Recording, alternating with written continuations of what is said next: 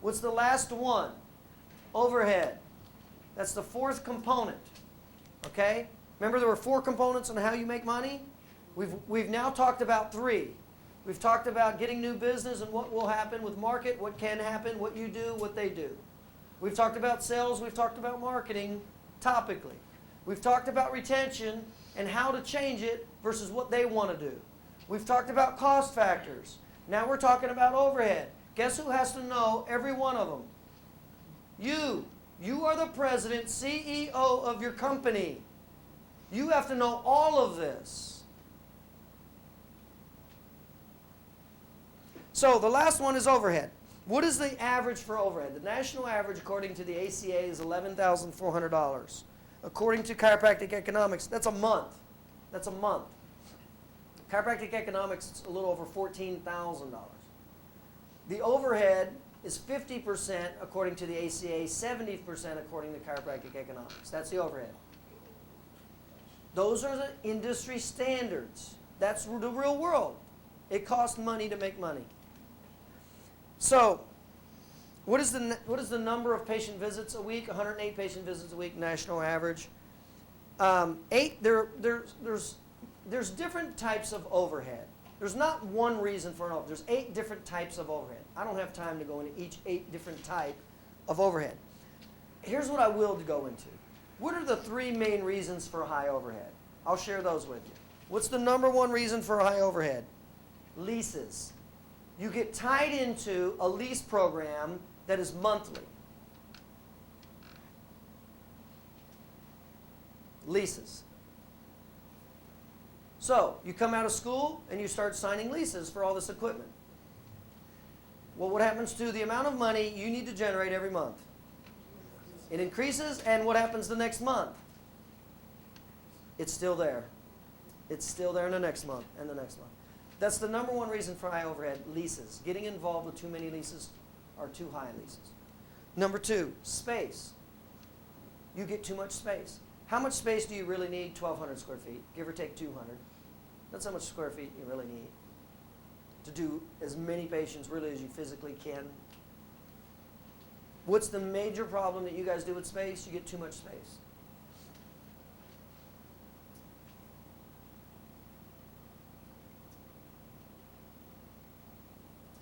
Number 3, labor. You do one of 2 things and they're both extreme. You either start with no staff. How many plan on doing that? I want to ask you, I have chiropractors that actually are going to try to start a business with no staff. I want to ask you a question. You go into your dental office. There's no receptionist in there. He's answering the phone, scheduling appointments, going back and forth. What did he do to his credibility? What just happened to your trust in him? Do you understand this? Don't run a service industry without staff. Why do you try to start without a staff member? Cheap. What are you saying to everybody that comes in your door? You're cheap. What can you not say in a service industry? You're cheap. Then you do the opposite. You'll try to hire too many staff, or you'll try to get free labor. Who's free labor? Your spouse. Now, let me tell you, you talk about an explosive situation. Get these market forces, see 20, 40 new patient visits a week, not do very well financially, and be stuck with your wife all day and at night. There will not be pleasant conversations going on. You laugh.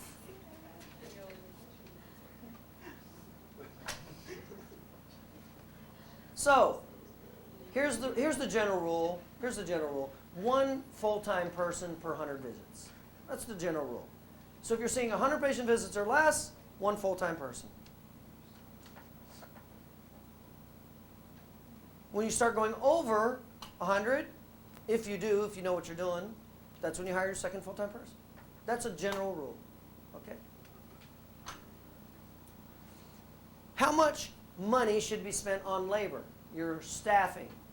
13 to 15% of your gross revenue. 13 to 15% of your gross revenue in chiropractic goes to labor. In dentistry, it's about 25%. In medicine, it's up to 50%. Chiropractic's pretty good. Do we need professional people to help us? No. We actually have a high advantage from other professions with what we do financially. Space. How much should you spend on space? 7% of gross revenue. So if you plan, you go, well, I don't know what gross revenue is. Plan on what you want. If you think you're going to see 100 patient visits a week, $40 per visit, figure out what that is monthly. 7% of that is what you should not exceed in your monthly rent. By the way, that's the good news about small towns versus big cities. Big cities, the overhead is usually higher, marketing is more costly, and name recognition is harder. But where do you want to practice? In the city. Why? Because that's where you want to live, and that's where all the action's at. You make all the right decisions all the time. Now, this next thing I'm going to tell you, listen to very carefully. Don't get involved with this. It's called a triple net lease. It's called a triple net lease. That's what it's called. Here's what it means. It means that you pay 100% of the maintenance in the building. It means you pay 100% of the structural insurance on the building, this roof, ceiling, and walls. That's the second double. The first triple is maintenance. The second is structural insurance. You have to have liability insurance anyway. You have to anyway. You got to buy that. If somebody comes in your office and slips and falls, that's called liability insurance. You have to have that anyway. That costs about $400 a year. You got to have that anyway. You don't want to get stuck with a triple net lease. It's the most expensive lease there is, and guess what you guys usually get stuck with? Because you don't know what it is. Your ignorance, once again, pulls through for you. So, the last of the triple net is the taxes. That you have to pay taxes on that real estate. Now, which properties generally are triple net leases? High commercial properties. What is a high commercial property? High commercial property is that beautiful looking sign outside that says for lease. The one that you are attracted to. That's usually a high commercial property. Versus a sole owner. In other words, an owner-operator. Somebody that just owns a building by themselves, that when you pick up the phone and call them, it's him on the other line. Not a broker or manager. These are some clues on whether or not you're going to be headed toward a triple net lease or not. Now, 100% maintenance, 100% structural insurance, and 100% taxes. Guess what just happened to your overhead? Right.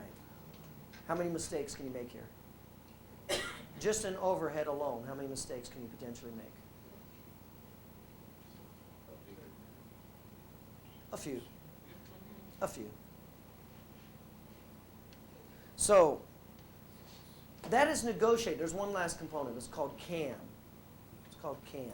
Common Area Maintenance is what it's called. And you'll get stuck with all three of them if you don't know them. I don't do any of them.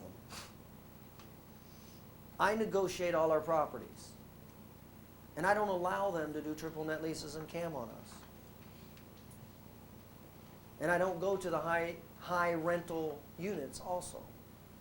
Okay? So, a lot of times we'll pay a percentage of the maintenance, if not all of it.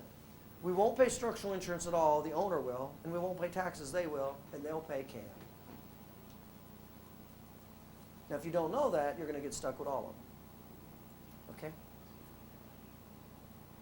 Can you see why 1% of the people make $250,000 a year? How much do you have to know? You got to be good, baby. You got to know some stuff. Here's what you got to know. More than the guy sitting on your left and on the right, in front of you and behind you. That's what you have to know. You got to know some stuff. You got to be good. And that doesn't come easy. And most people never make it. They get beat up, wore out, and give up, and then blame everybody else. You probably know a few people like that. Look in the mirror. We all do that to some degree in our life, don't we? Yeah, we do. tell you, I was probably about 30 years old when I stopped lying to myself. I was pretty good lying. I was pretty good at lying to myself. I was about 30 years old when I decided to stop lying to myself. And guess what happened to quality of my life when I decided to take full responsibility for the actions and results of my life and stop blaming everybody else? It skyrocketed. Now, it meant I had to work more. It meant I had to get off my ass. What kind of rewards were there? I don't have to work another day in my life. I'm 40 years old. There's another saying. Have you ever heard the saying you can play your first 5 years and have to work the rest of your life? Or you can work your first 5 years and get to play the rest? Some of you guys are going to have to play. Go ahead and play your first 5 years. You have to work the rest of your life. So, that's how it works. Any other questions about that? Any questions about that? No? Now, we covered these 4 basic components. I told you I was going to give you my all. Did you feel like I was holding back from you today? Did you feel like I was withholding information? Did I just keep throwing stuff at you, one thing after the next? Okay?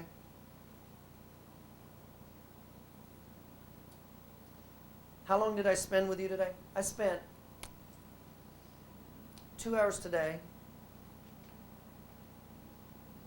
about 3 hours tonight, a little over 5 hours I've spent with you. I make over $3,000 an hour. How much money did I just spend on you? $15,000 of my life I just spent on you today. I didn't charge you a penny. I flew down here on my own and I'm flying back tomorrow. And I'll do the same thing the next day and the next day. And the next 6 months we'll find more people that aren't doing well or want to do real well. And then 6 months from now we'll do it again. 1 year from now we'll do it again. 1 year from now we'll probably be doing 40 million. 2 years from now we're probably doing 50, 55, or 60. When is this going to stop? When is this craziness going to stop that I've showed you in this profession? When? You're going to have to make a decision. When's it going to stop for you? See, right now you can say what you want. Scott can say what he wants. Scott and I don't agree right now. I know he doesn't agree with some stuff that I've said. I know he's not interested in my program and what I do. Here's what I do know. We'll try Mr. Argument. In 2 years, you're in my world, baby. You can say what you want about me. In 2 worlds.